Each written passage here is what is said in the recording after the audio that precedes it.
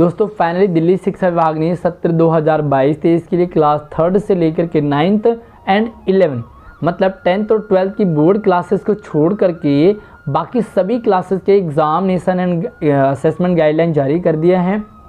ये 3 तरीके से जारी हुआ है। पहला 3rd से लेकर के 8th, दूसरा क्लास 9 एंड तीसरी है क्लास 11। काफ़ी कुछ सेम रहेगा, लेकिन कुछ क्लास 3rd से लेकर के अलग होगा 8 तक, कुछ 9 का अलग होगा एंड कुछ 11 का अलग होगा।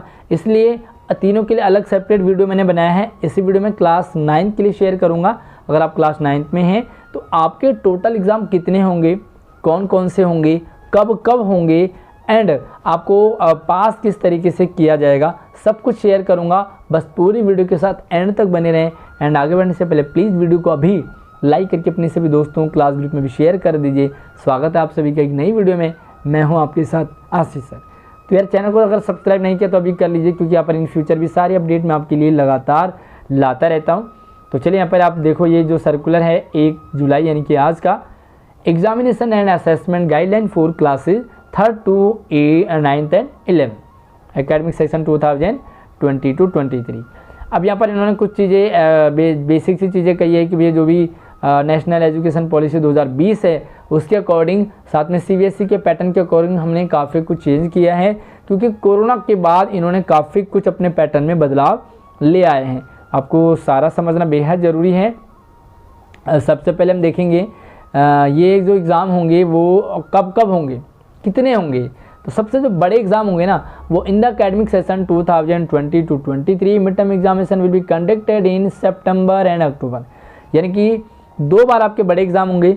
पहले एग्जाम को कहा जाएगा मिड टर्म एग्जाम, अगर हम इसे हिंदी में कहें तो ये होता है अर्धवार्षिक परीक्षा। तो अर्धवार्षिक परीक्षा सितंबर अक्टूबर में होंगे and common annual examination will be conducted in February March.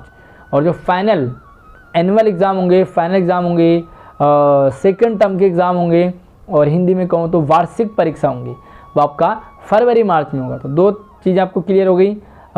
Mid term exam September October and final exam February March, ये चीज़ें क्लियर हो गई।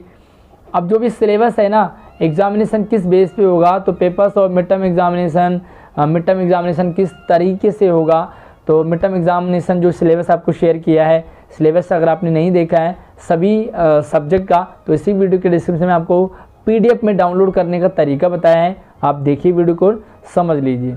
तो सिलेबस आपको समझ में आ गया कि सिलेबस बेस पर ही होगा कि भैया फर्स्ट टर्म में आपको मिड टर्म में क्या पूछा जाएगा, एनुअल एग्ज़ाम में क्या पूछा जाएगा, और उसी बेस पर आपको प्रश्न भी बनेंगे। मिड टर्म एग्जामिनेशन किस तरीके से होगा, ठीक है, पैटर्न क्या रहेगा एंड क्वेश्चंस किस बेस पे आएंगे, सीबीएसई बोर्ड की एग्जामिनेशन को कितना फॉलो किया गया, किस तरीके से, सारी चीज़ें आपको यहाँ पर समझनी है।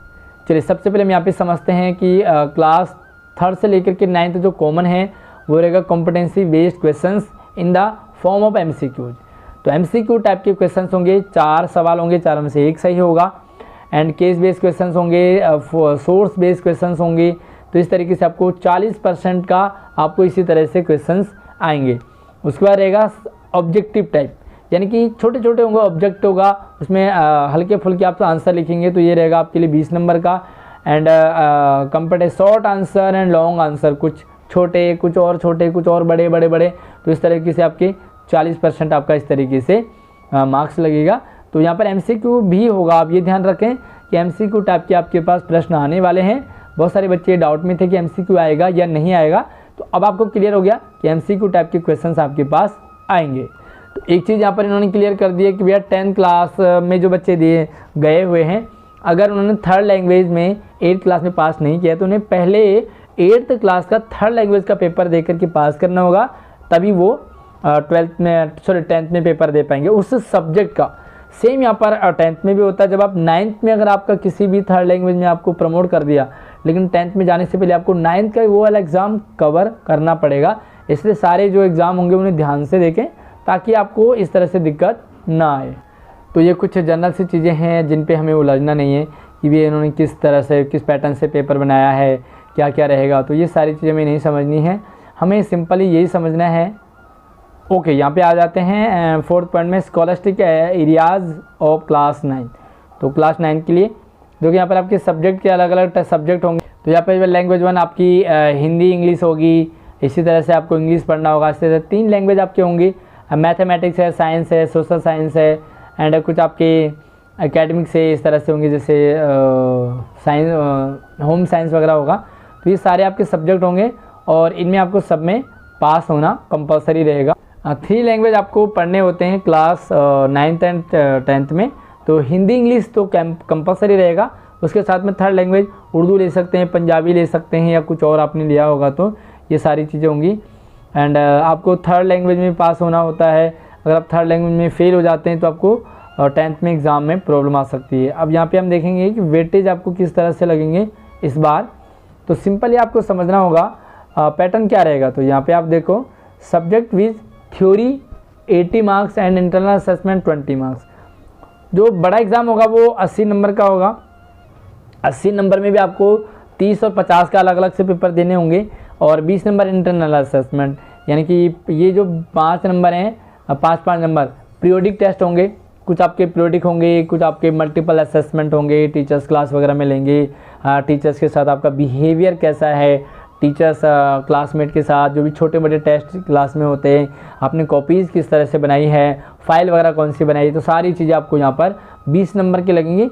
एंड यहाँ पर चेंज क्या कर दिया कि जो मिड टर्म एग्ज़ाम होगा आपका सितंबर अक्टूबर में, वो 30 मार्क्स का रहेगा।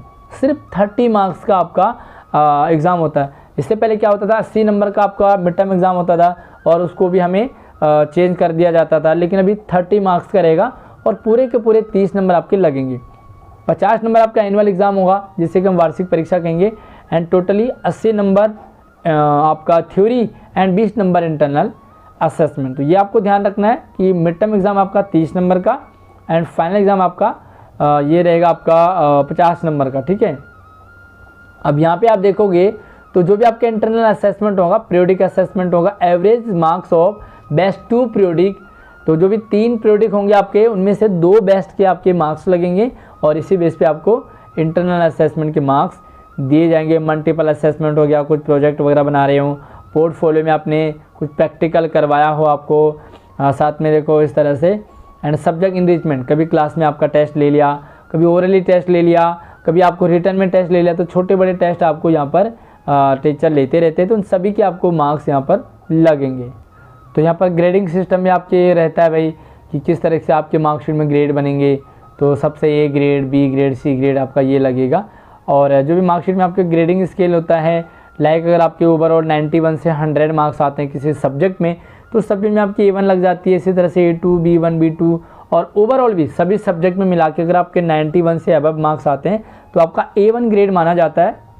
इसी तरह से आप मुझे बता सकते हैं कि आपके प्रीवियस क्लास में कौन सी ग्रेड थी आपकी, ताकि ये रहे कि हाँ भाई हमारे इतने मार्क्स आए। एक चीज़ आपको यहाँ पर चेंज कर दिया, इन्होंने बड़ा चेंज किया है, assessment of mindset curriculum. Mindset curriculum जो भी आपके 2 एक्स्ट्रा कैरिकुलम आपके चलते हैं। पहला कैरिकुलम है आपके लिए यस देशभक्ति। तो देशभक्ति आपकी पिछले साल से चल रही है, लेकिन इससे हम पढ़ते थे और नॉर्मली इसकी कॉपी बनाई नहीं बनाई, काम चल गया।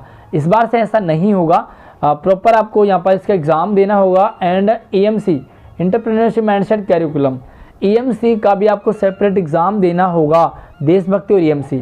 तो ध्यान से EMC की सारी वीडियोज़ हमारे चैनल पे आती है, कुछ भी डाउट हो तो आप पूछ सकते हैं। एंड इसका भी जो एग्जामिनेशन का क्राइटेरिया रहेगा वो इस तरह से रहेगा। देखो 20 नंबर आपका टीचर्स के हाथ में होंगे एंड 30 नंबर का आपका mid term exam. Mid term exam होगा भैया सितंबर अक्टूबर में। हाँ, सितंबर अक्टूबर में आपका मिड टर्म एग्ज़ाम होगा, जिसमें कि देशभक्ति और एंटरप्रेन्योरशिप माइंडसेट कैरिकुलम का भी एग्ज़ाम होगा। एंड फाइनल में सेकेंड टर्म में आपको फिर से 30 और 20 नंबर का आपका फाइनल एग्ज़ाम होगा। तो इस तरह से 50-50 100 नंबर लगेंगे। इसमें आपको पास होना बनता है। हालांकि ये उन्होंने क्लियर कर दिया है कि okay, further no weightage of the marks will be calculated for the promotion of the student and to the next higher classes. यानी कि ऐसा नहीं कि अगर आप इसमें फेल हो जाते तो आपको फेल कर दिया जाएगा, ऐसा नहीं है। लेकिन अगर आपके EMC में अच्छे मार्क्स आते हैं, आपके देशभक्ति में अच्छा परफॉर्मेंस रहता है, तो डिपार्टमेंट की तरफ से आपको प्राइज़ मिल सकता है, सर्टिफिकेट अलग से मिलेगा, इसके मार्क्स आपके जुड़ सकते हैं। बट इसके अकॉर्डिंग आप पास या फेल नहीं मानी जाओगे। इन फ्यूचर क्या अपडेट आता है उसका पता नहीं है।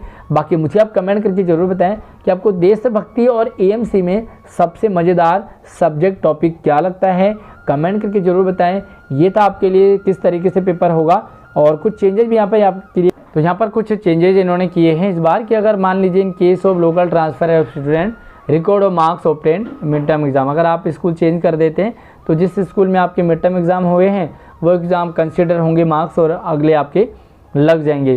क्योंकि पिछली बार क्या होता था कि एनुअल एग्ज़ाम के ही मार्क्स लगते थे, लेकिन इस बार मिड टर्म के भी जुड़ेंगे और एनुअल के भी जुड़ेंगे, दोनों को जोड़ करके ही आपका रिजल्ट बनेगा।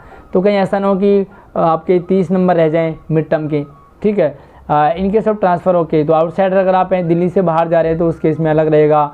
साथ में अगर आपको किस किस तरीके से मार्क्स लगेंगे, किस तरीके से आपके पास राउंड अप में लगेंगे। मान लीजिए आपके नंबर 8.1, 8.2, 8.3, 8.4 हैं तो आपका ये माइनस हो जाता है और मार्क्स लगते हैं 8, ठीक है। अगर आपका 8.5 या 6, 7, 8 या 9 तक लगते हैं तो ये आपका 9 मार्क्स काउंट हो जाएगा, यानी कि राउंड अप हो जाता है, ठीक है। और इस तरह से आपको 5 सब्जेक्ट में पास होना होता है। इन केस अगर आप मार्क्स किसी भी टर्म का एग्ज़ाम नहीं दे पाए, तो अब मान लीजिए पीरियोडिक टेस्ट नहीं दे पाए तो स्कूल आपके पीरियोडिक टेस्ट दोबारा से ऑर्गेनाइज करेगा। एंड इन केस आप अगर आप फाइनल एग्ज़ाम नहीं दे पाए, मिड टर्म एग्ज़ाम नहीं दे पाए, तो मिड टर्म एग्ज़ाम अगर आप नहीं दे पाए और बड़ा रीज़न था तो इस सेकेंड टर्म के एग्ज़ाम के बेस पर ही आपका रिजल्ट बनेगा। और अगर आप सेकेंड टर्म का एग्ज़ाम भी नहीं दे पाए बड़े रीज़न से, यानी कि आप कोई स्पोर्ट्स में जा रहे हैं या आपका बड़ी प्रॉब्लम है, बीमारी वगैरह है हॉस्पिटल से, तो इन केस में आप जो आपका कंपार्टमेंट का एग्ज़ाम होगा और उसके बेस पर आपका रिजल्ट बनेगा। तो ये थे आपके लिए वो असेसमेंट जो आपको इस बार चेंजेस किए हैं। कौन सा चेंजेस आपको अच्छा लगा और कौन सा सबसे बेकार लगा इस बार का, मुझे कमेंट करके ज़रूर बताएं। वीडियो को लाइक करके शेयर कर दीजिए। चैनल पर पहली बार आए तो सब्सक्राइब जरूर कर लेना। साथ में सारा सिलेबस, सब कुछ सिलेबस आपको इसी वीडियो के डिस्क्रिप्शन में मिल जाएगा। सारे सब्जेक्ट सिलेबस भी आप PDF फॉर्मेट में डाउनलोड कर सकते हैं।